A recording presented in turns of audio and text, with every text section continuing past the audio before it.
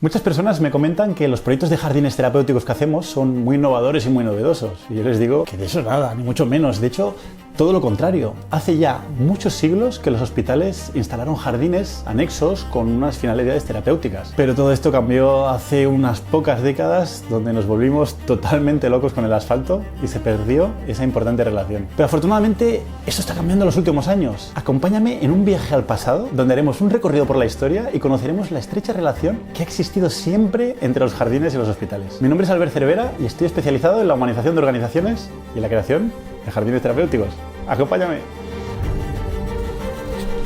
Cuando rastreamos en la historia, podemos observar un hilo en común de creencia sobre esta importancia de exponerse al aire fresco, a la exposición a la luz del sol, al acceso a la naturaleza y al trabajo de la tierra como contribuciones positivas al proceso de curación. Pero bueno, empecemos ese viaje. Vamos a empezar con la Grecia antigua. Uno de los primeros espacios conocidos como jardín de sanación fue el templo de Asclepio, en Epidauro, construido ya en el siglo VI a.C. Se trataba de un lugar con vistas abiertas y con un paisaje forestal natural. Y haremos una parada en este viaje en la Edad Media.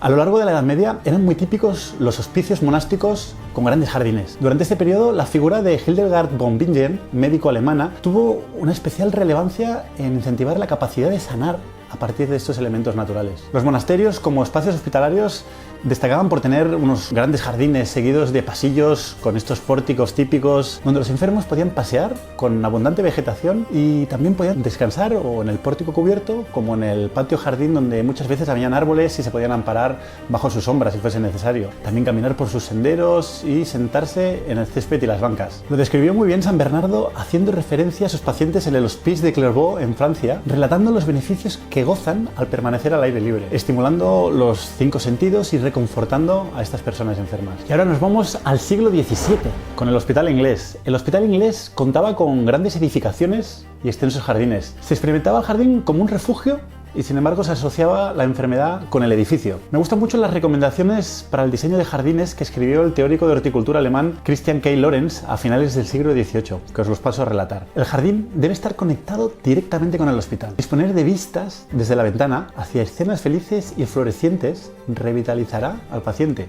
y le animará a dar un paseo.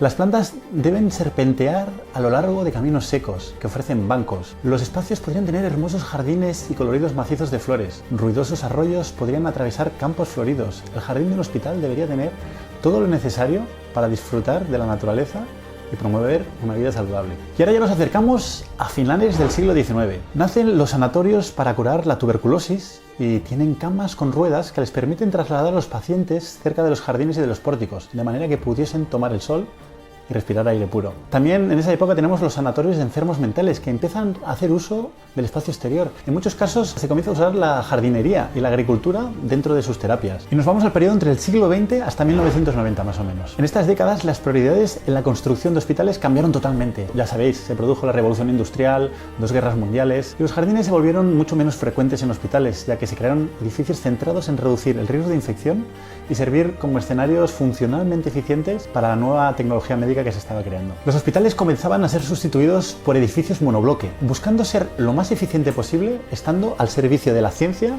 y de la tecnología. Las áreas de parque y de jardines fueron reemplazadas por estacionamientos para vehículos y con el tiempo estos edificios han sido considerados como estresantes e inadecuados para las necesidades del paciente, de los acompañantes y del personal del hospital. Y ahora vamos a la última fase, la que yo llamo el nuevo renacimiento. Desde 1990 más o menos hasta la actualidad, cuando parecía que esta relación entre naturaleza y hospital estaba tocada y hundida, apareció en 1984 el psicólogo estadounidense Robert Ulrich, que provocó un renacimiento en el movimiento de los jardines en hospitales. Ulrich demostró que los pacientes con vistas al exterior, desde su cama del hospital, se recuperaban mucho más rápido después de la cirugía y pasaban menos tiempo en el hospital que aquellos que no tenían vistas al exterior y miraban a una pared. Las últimas investigaciones demuestran que el estrés y los factores psicosociales afectan a los resultados de salud de los pacientes. La gran generación de evidencia científica que prueba los beneficios de los jardines terapéuticos en el estrés del paciente y en la mejora de sus resultados de salud han hecho resurgir un interés internacional en la creación de estos jardines terapéuticos. Y ya no solo pasa con los jardines, sino que hay algunas iniciativas de humanización en algunos hospitales donde lo que se hace es llevar al paciente a respirar aire libre, a veces incluso con su cama a pacientes de cuidados intensivos y los llevan con una cama con ruedas. Yo lo he vivido en persona y os puedo asegurar que es increíble los resultados que se consiguen en tan solo 5 minutos haciendo esto. Y hasta aquí llega este viaje en el tiempo. Afortunadamente, en la actualidad hay muchas instituciones que nos están pidiendo realizar jardines terapéuticos en hospitales, residencias, centros de discapacidad, escuelas, empresas y muchos lugares más. Que si queréis saber más sobre qué son los jardines terapéuticos y el tipo que hay, os voy a dejar un enlace por aquí arriba o en la descripción para que lo podáis ver. Y como siempre digo, esto no va de que cualquier tiempo pasado fuese mejor, pero sí que vale la pena echar la vista un poco atrás y ver las cosas que han funcionado durante siglos. Pero también combinarlo con las innovaciones y los descubrimientos que nuestra sociedad actual moderna está desarrollando, para juntando los dos poder crear entornos que verdaderamente mejora la vida de las personas, que al final es lo importante. No te pierdas el siguiente vídeo de un proyecto de un jardín terapéutico que hemos hecho en un hospital, donde podrás conocer nuestro proceso y los impactantes resultados. Suscríbete también, dale a la campanita si no te quieres perder los siguientes vídeos. Gracias y que tengas un bonito día. ¡Chao!